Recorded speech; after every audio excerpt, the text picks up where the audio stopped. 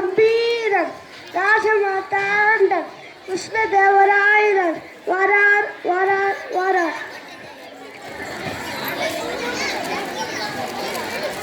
எல்லோரும் அமருங்கள். அமைச்சரே, இன்றைக்கு ஏன் சபையை கூட்டியுள்ளீர்கள்? அரசே, 3 மகன்கள் வந்துள்ளன. வரச்சொல். வணக்கம் மகாபிரபு. நாங்கள் 3 சகோதரர்கள். எங்கள் தகப்பனார் இறந்துவிட்டார்.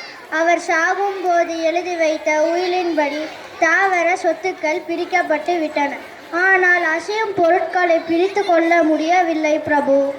காரணம்?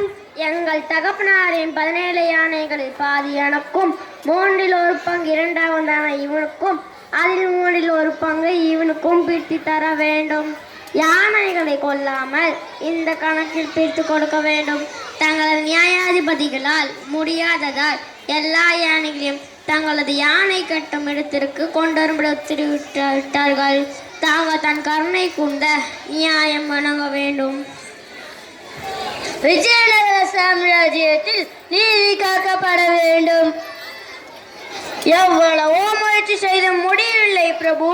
இருப்பது 17 யானைகள். அதில் பாதி மூத்தவனுக்கு, அதாவது எத்தனை யானைகள் ஆகிறது? இவர்கள் சொல்கின்ற கணக்குப்படி நாம் பிரிக்க வேண்டும் என்றால் யானைகளை கொல்லாமல் பிரிக்க முடியாது பிரபு. இறந்தவன் மூளை இல்லாதவன் இல்லை பிரபு, சாமர்த்தியசாலி. யானைகள் அரசாங்கத்திற்கு பயன்பட வேண்டும் என்று இப்படி ஒரு செயலை செய்திருக்கிறான். இவனுக்கு நாம் மரியாதை செலுத்த வேண்டும். அதுவே நியாயம் பிரபு. அக்கிரமம் அநியாயம். தந்தையின் சொத்துக்கள் மகனுக்கு தான் சேர வேண்டும். விஜயநகர சபை தீர்ப்பை அநியாயம் என்று கூறுவதற்கு நீ யார்?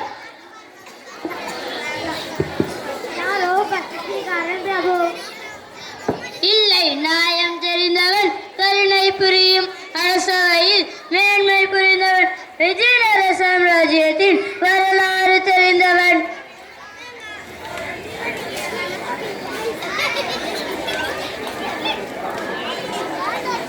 நீ விஜயநகர குடிமகனா? இல்லை, இன்று வரை இல்லை. நாளை இருக்கலாம். மன்னரின் தயவிருந்தால். யாரப்பா நீ? என் பெயர் ராமன். என் ஊர் தெனாலி. நான் காலப்பாடி ராமையா மந்திரியாரின் குமாரன்.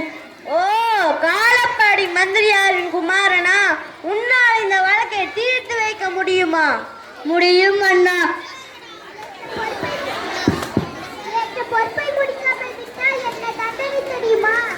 தெரியும். தலையும் உடலும் தனித்தனியாக பிரிக்கப்படும். மன்னா, எனக்கு சில யானை பொம்மைகள் தர வேண்டும். யார் அங்கே? கொண்டு வாருங்கள்.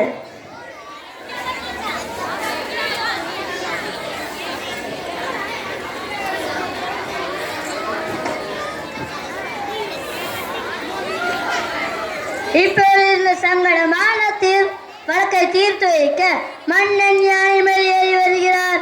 உங்களுக்கு ஏதும் மறுப்பில்லையே? இப்போ இந்த சங்கடமான வழக்கை தீர்த்து வைக்க மன்னனின் யானையும் சேர்த்து பிரிப்பதாக வைத்துக் கொள்வோம். உங்களுக்கு ஏதும் மறுப்பில்லையே? இல்லை, இல்லவே இல்லை.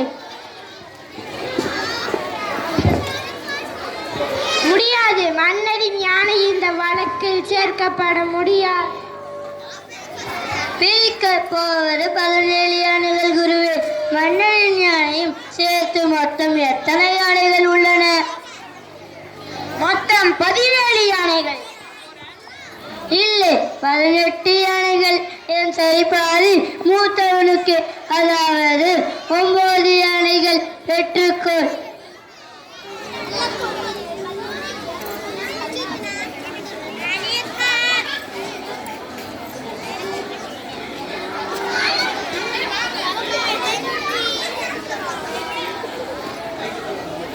ஏழு, 8, 9. நன்றி அரசே.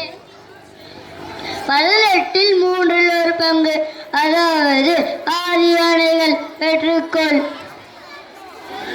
1, 2, 3, 4, 5, 6.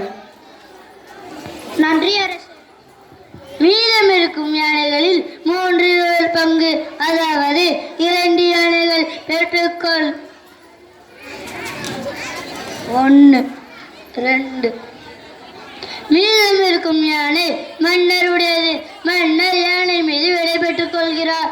இதோடு வழக்கு தீர்ந்து விட்டது. சபை கலைகிறது.